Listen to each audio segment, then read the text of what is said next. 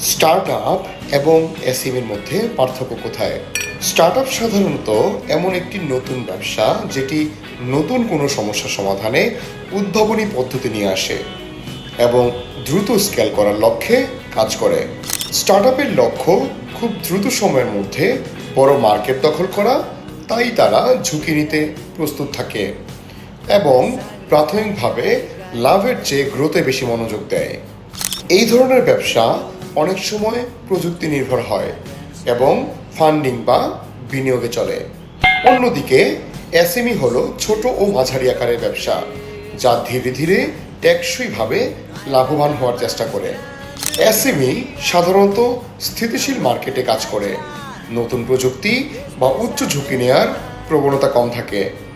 তারা স্থানীয় গ্রাহকদের সার্ভ করতে চায় এবং দীর্ঘমেয়াদে আয় ও কর্মসংস্থান নিশ্চিত করাই তাদের